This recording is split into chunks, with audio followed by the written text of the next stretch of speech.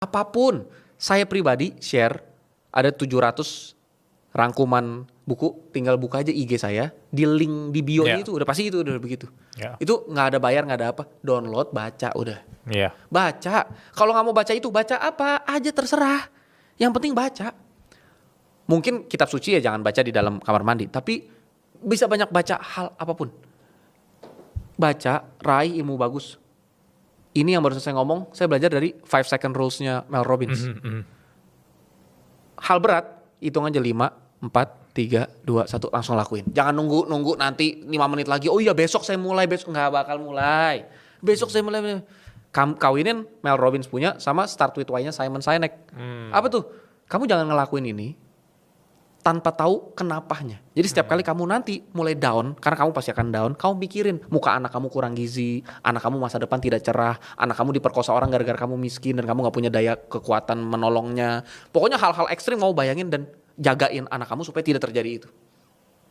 Dengan cara kamu jadi orang yang lebih sukses, lebih maju, bisa ngasih gizi yang cukup buat anak kamu, kasih pendidikan yang baik. Lalu kalau udah punya semua itu, kunci terakhir, Atomic Habit. James Clear. Apa itu? Jangan nunggu motivasi yang besar, karena justru perubahan yang luar biasa dari karakter kamu, musuhnya adalah motivasi yang terlalu besar. Apakah orang yang badannya gemuk gak tahu caranya kurus? Apakah orang malas gak tahu caranya jadi kaya? Semua tahu rahasianya. Kalau orang gemuk jadi kurus, ya makan gizi seimbang, istirahat teratur, olahraga. Masalahnya apa? Kapan dia nunggu berubah?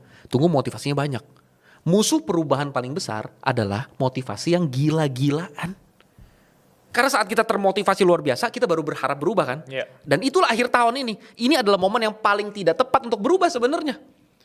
Momen paling tidak tepat untuk berubah itu akhir tahun. Karena kamu punya motivasi gila-gilaan membuat jurnal baru, hari baru, hidup baru, tahun yang baru. Dengan motivasi ini, habis itu kamu nonton podcast dan termotivasi oleh motivator. Dengan motivasi itu, kamu akan lakukan apa? Perubahan ekstrim. Kamu tadinya makan burger, cheeseburger sehari 5. Tiba-tiba kamu bilang, mulai besok. Menurut dokter Tan Sot Yen, saya cuma mau makan selada timun tomat. Makan selada timun tomat. Oke, tempe rebus, tahu oke. Berapa lama? Sehari? Seminggu? 2 minggu? Habis itu apa? Enak, gak akan mau berubah lagi. Mulai hari ini, saya mau mulai baca buku karena Pak Gita Wirjawan bilang. Oke, baca buku. Sehari baca berapa? Sehari baca 3 jam. 3 jam, gile. Orang manusia rata-rata dalam 15 menit bisa baca 10 halaman. Berarti dalam 1 jam dia bisa baca sekian halaman tuh, 40 halaman. Kalau 3 jam kamu bisa baca 120 halaman. Bisa gak? Bisa. Saya yakin ada orang-orang yang langsung bisa. Oke, sehari, seminggu, 2 minggu, habis itu hilang. Karena kamu ngelakuin di depan dan kamu pikir itu yang benar. Enggak. Dan kamu pikir masalah perubahan kamu adalah karena kamu tidak konsisten dan tidak berkomitmen. Enggak. Kamu bukan tidak berkomitmen, kamu salah dalam melakukannya. Kamu bukan butuh komitmen. Kamu bukan, aduh Pak saya emang orangnya kurang komit. Enggak. Kamu orangnya komit. Tapi kamu mulai dengan cara yang salah. Jadi supaya kamu tidak salah, itu kayak orang olahraga tiba-tiba langsung push up 1000 kali, otot kamu pecah. Pecahnya benar-benar sampai cedera, udah sampai kagak peradangan otot kali itu. Jadi mulailah sedikit lebih baik setiap hari.